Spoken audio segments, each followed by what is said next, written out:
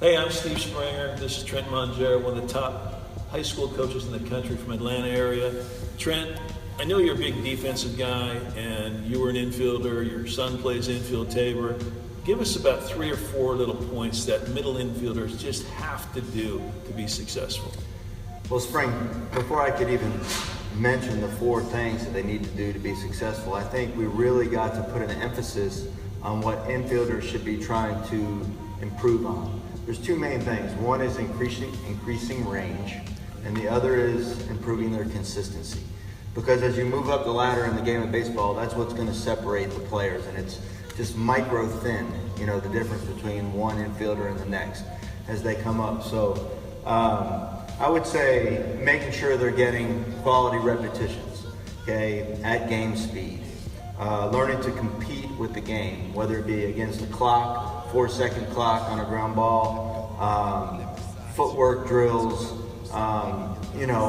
understanding the little intricacies that make such a big difference. I'll give you a for instance, in trying to increase your range, okay, knowing the pitch that's going to be thrown if you're a middle infielder is a necessity.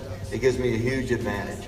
Secondly, being able to pick up the imaginary strike zone of the hitter. Okay, where's that ball going to cross the plate? Where are my eyes when the ball is delivered to the plate? Because I can see contact before it happens, I can be getting an advantage to increase my range in that regard. So there's a lot of little tiny things, but players don't take pride like they do in their hitting or their pitching.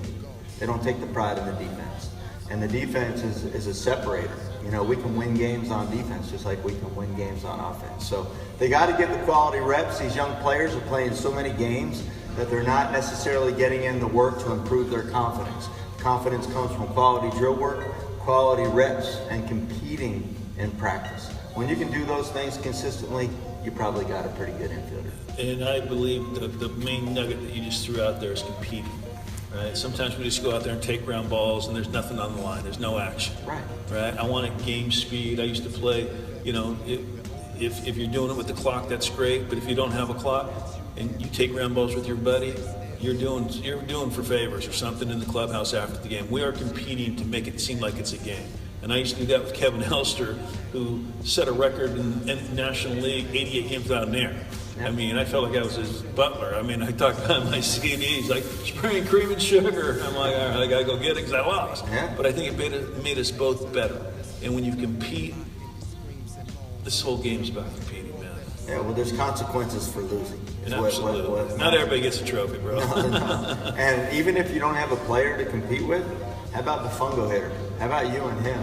Okay, you get it by me, I'm not 9 out of 10, 10 out of 10. I buy you a drink. If I'm 10 for 10, you're buying me a drink. I mean, there's always got to be something on the line because in the game, there's always something on the line. And when you learn to compete and be successful in that environment and practice, it transfers big time to the game. Buddy, that's great stuff, man. Yeah. Thank you, buddy.